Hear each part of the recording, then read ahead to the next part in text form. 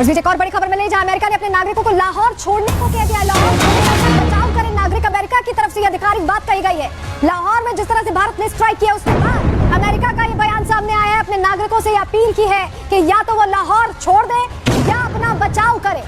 ये बड़ी खबर है और इसके मायने ज्यादा बड़े इसलिए हो जाते हैं क्योंकि ये जो घटना हुई है इसके बाद से जिस तरह का तनाव है, अमेरिका ये कोशिश कर रहा है। ब्रेकिंग फुल फ्रेम लीजिए सैमसन, ब्रेकिंग फुल फ्रेम लीजिए। ये शॉट्स दिखा रहे हैं हम आपको किस तरह से हालात S-400 ने नियंत्रण में किए थे, लेकिन क्योंकि ये कोशिश पाकिस्तान की तरफ से की गई इसीलिए हमने भी रिटेलिएट किया। और अब अमेरिका कह रहा है अपने नागरिकों को कि लाहौर छोड़ो और वापस आओ या तो अपनी सुरक्षा करो, क्योंकि अमेरिका भी समझ रहा है कि अब पाकिस्तान की ऐसी खबर आपको बताएं OTT पर पाकिस्तानी कंटेंट पर भारत ने पूरी तरह से रोक लगा दी है। पाकिस्तानी वेब सीरीज, गाने, फिल्में, पॉडकास्ट पर बैन लगा दिया गया है। राष्ट्रीय सुरक्षा का हवाला देकर सरकार ने यह एक्शन लिया है।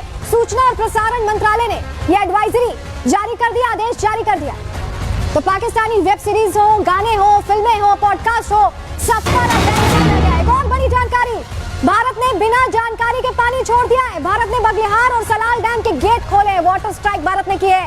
पाकिस्तान में बाढ़ जैसे हालात बन सकते हैं। भारी बारिश के कारण चिनाब नदी में जल स्तर बढ़ गया है। और हमारे सहयोगी वैभव हमारे साथ सीधे जुड़ रहे हैं। वैभव, लगातार हम एक्शन ले रहे हैं। OTTs बंद कर दिए, इनके सारे प्लेटफॉर्म्स बंद कर दिए और पानी भी हमारा मन जब चाहे रोके जब चाहे छोड़े, इसी लायक है पाकिस्तान।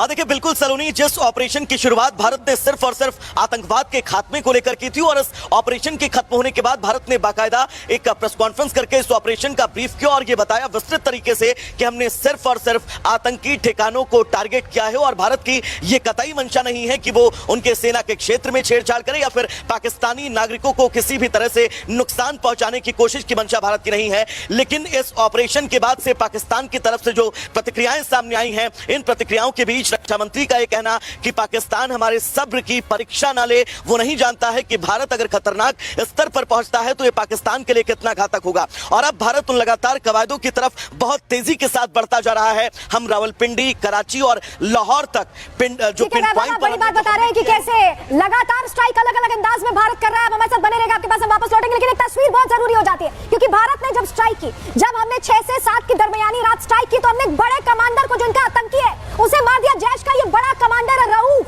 जो कि भाई भी है, आप समझिए अजहर का, अब्दुल रऊफ अजहर को हमने मार गिराया है। मसूद अजहर का ये भाई है और आप समझिए बड़ा एक्शन है। कल जब तस्वीरें आ रही थी तो ऐसा लग रहा था कि पाकिस्तानी आर्मी रो रही है, पाकिस्तानी पुलिस रो रहे हैं, जवान रो रहे हैं, यहाँ तक कि बड़े बड़े अधिकारी पहुंच गए तो इसके जनाजे में पहुंचे थे। अभी अपडेट मिला है अब्दुल